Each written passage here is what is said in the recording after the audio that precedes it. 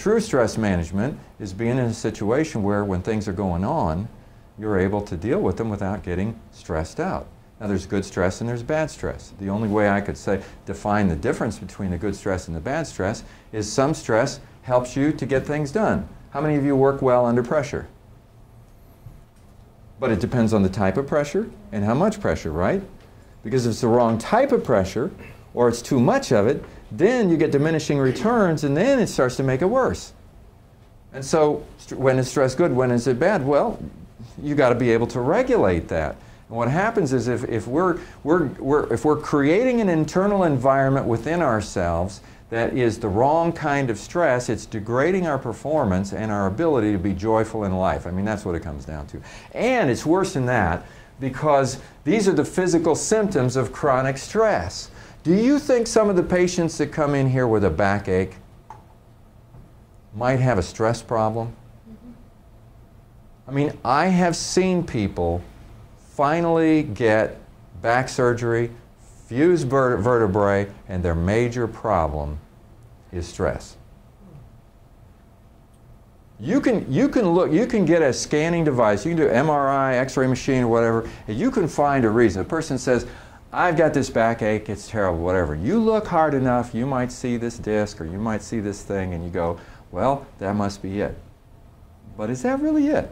Maybe that's part of it. Is that the whole thing? We don't really know. There's a mind-body connection here that's really important in healing. And sometimes we're just not equipped to deal with the whole mind part of the connection in a hospital. Okay? But how about us as human beings? You know, can we learn to live better and more healthily by being able to realize, first of all, this is a fact, by the way, all this stuff will happen if you subject yourself to chronic stress that's intense enough for long enough. Now these are organic. Do we have people coming to the hospital getting treated for ulcers?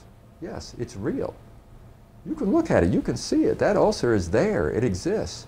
But there were factors that led to this ulcer happening that were in the way this person processes all the things that are going on. This is fact. Blood pressure, all these kinds of things relate to this stuff.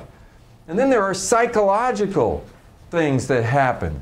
Avoidance, procrastination, withdrawal, aggression, hyperactivity, relationship problems, excessive eating, drinking, smoking, drug abuse. This kind of stuff results from stress, from a lot of other kinds of things too.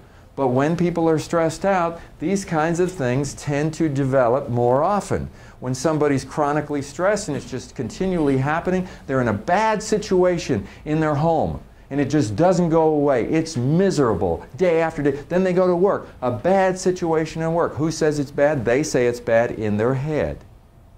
And maybe it is. Maybe they need to manage the external sources and the internal. But it's not getting managed. This kind of stuff happens.